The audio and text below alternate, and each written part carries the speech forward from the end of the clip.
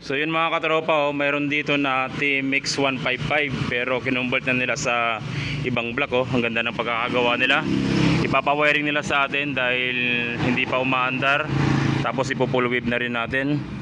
Mas maganda kung may push button na rin to, ano. Katulad ng project ko doon, no. TMX 155 nilalagyan ko ng push button. Ito. Pinapamasin shop ko lang yung ano niya, yung adaption ng ano ng pulser. Pinamamasin shop ko lang.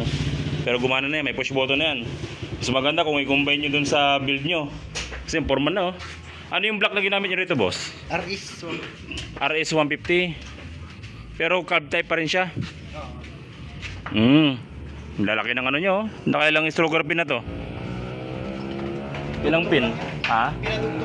Dugtong lang. Ano yung ano, boss? Ano yung balak nyo ipagawa rito? Bubuhayin natin yung mga ano niya.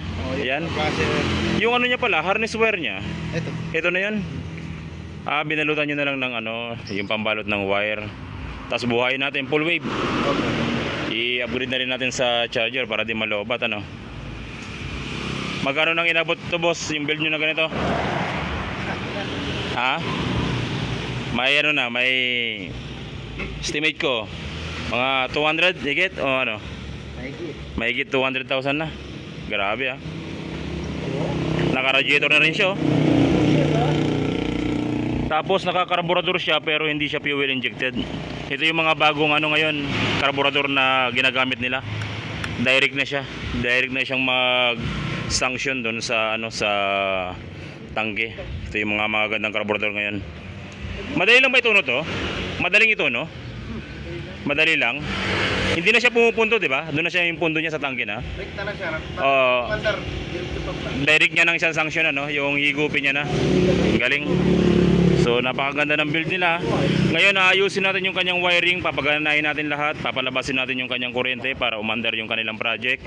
Tapos ipo-full wave na rin natin yung kanilang ano, stator, at papalitan natin ng charger para maganda yung kanyang charging, hindi malulobat.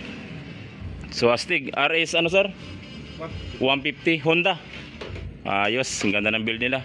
Nagtabas pa pala kayo dito. Hindi ba siya delikado pag ano? Hindi naman. Pag baka biglang mag-bend yung ano, o siya rin sasalo. Pag wala ito, yung bracket dito sa baba. Siya na yung sasalo. Nag-ano kayo, nag-reinforce na lang kayo rito. Ay, stock pala niya ng bracket niya, ano? Okay, so gagawin natin ito mga katropa para mapaandaran natin at masubukan na nila yung kanilang project kung aandar.